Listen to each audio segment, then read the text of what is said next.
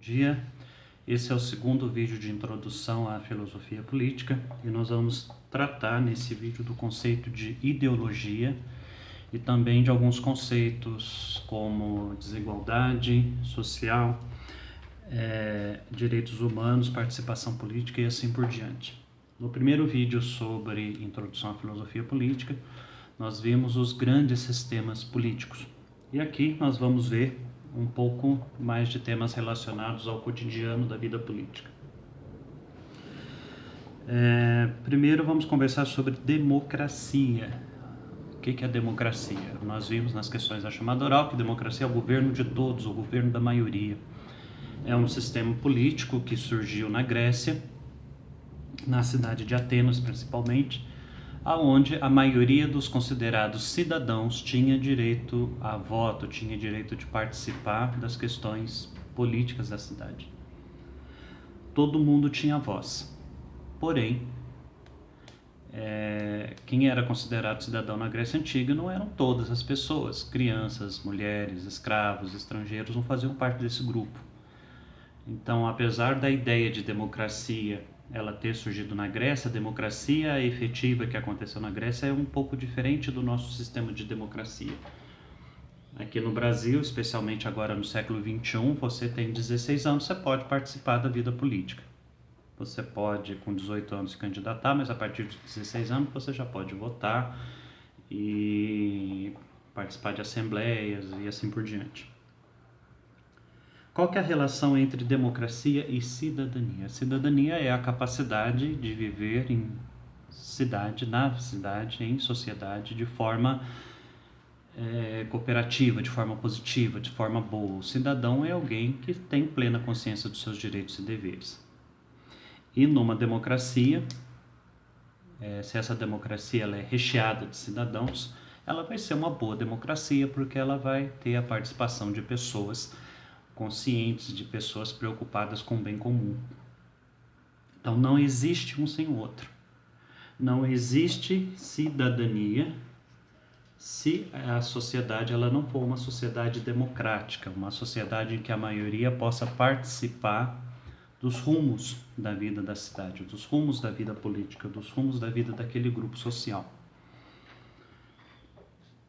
Outra questão que nós temos aqui que debater em relação à filosofia política é por que nós devemos nos preocupar com política? Porque se nós não preocuparmos com política, a vida da maioria vai ser ruim, a vida da maioria vai ser mal. E aqui nós entramos num tema muito importante que é o tema da desigualdade social. Por que existe tanta desigualdade? E antes de tentar refletir sobre por que existe tanta desigualdade, vamos tentar pensar o que é a desigualdade. Quando se fala de desigualdade, nós estamos falando de diferença. E existem basicamente dois tipos de diferença. Uma diferença que é natural, as pessoas são diferentes umas das outras.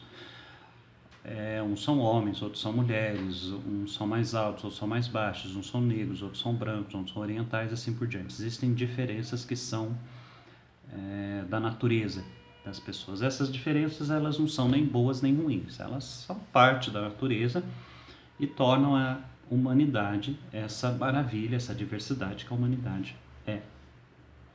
Mas existe um outro tipo de diferença que são as diferenças sociais e essas são um pouco mais perigosas. Por exemplo, a diferença que existe entre rico e pobre. É a diferença que se atribui, por exemplo, à capacidade intelectiva de homens e mulheres. Algumas pessoas acham que um gênero é mais inteligente do que o outro. Outra coisa aí bastante perigosa também é quando a gente tenta justificar essa desigualdade social. E quando se justifica a desigualdade social, se usa uma coisa que é chamado de ideologia, que nós vimos nas questões da chamada oral. A ideologia é um conjunto de ideias para justificar a existência das instituições. E não só das instituições, mas também das diferenças sociais. Quando a gente diz, por exemplo, por que os pobres são pobres? Os pobres são pobres que são preguiçosos. É mais complicado do que isso. A ideologia, ela justifica o funcionamento da sociedade, das instituições. E nós precisamos ficar alertas, porque nem sempre a ideologia ela é justa, ela é conferente, ela é procedente com a realidade. Para que uma sociedade funcione bem, para que uma sociedade seja democrática, ela precisa ter justiça social. O sistema deve oferecer a cada um aquilo que é justo, aquilo que é necessário, aquilo que é importante para que a pessoa desenvolva as plenas capacidades dela. Se a pessoa gostar de estudar, oferecer os meios para que ela estude. Se a pessoa gostar de trabalhar num serviço mais braçal, oferecer os elementos para que essa pessoa tenha condições de exercer essa profissão. Em relação à questão da democracia e da justiça social, especialmente no século XVII para frente, começou a surgir o conceito de direitos humanos. Existem alguns direitos, existem algumas garantias que você deve ter, não pelo fato de você ter nascido em tal lugar, de você ser filho de tal pessoa, de você ter tantos ou estes ou aqueles bens, mas pelo fato de você ser humano. Para que a sociedade funcione, o fato de você ser humano, você precisa ter alguns direitos garantidos. Por exemplo, o mais fundamental deles é o direito à vida.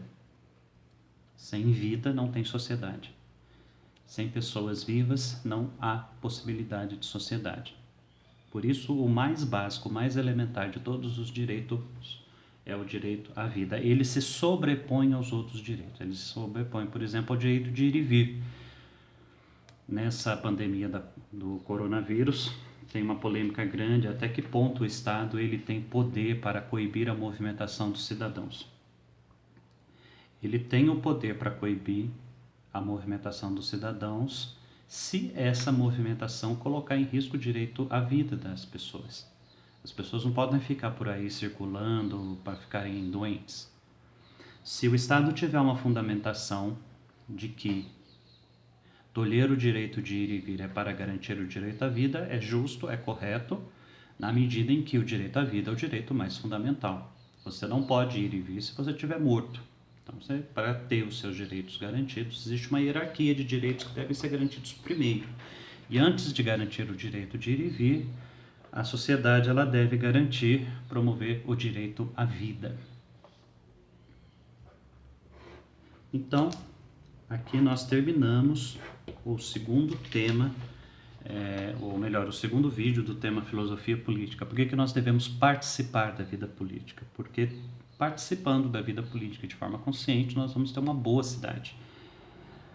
E por que é importante ter uma boa cidade? Porque se você tiver uma cidade que funcione, uma cidade boa, você vai ter cidadãos felizes, você vai ter cidadãos com condições de exercer seus direitos e deveres de exercer a sua humanidade. O que, se nós pensarmos bem, é bastante diferente daquilo que a gente vê na prática da sociedade brasileira. Nós vemos muita exploração, muita coisa ruim acontecendo. Então é importante estudar filosofia política para nós discutirmos, pensarmos meios de tornar a nossa sociedade diferente para melhor.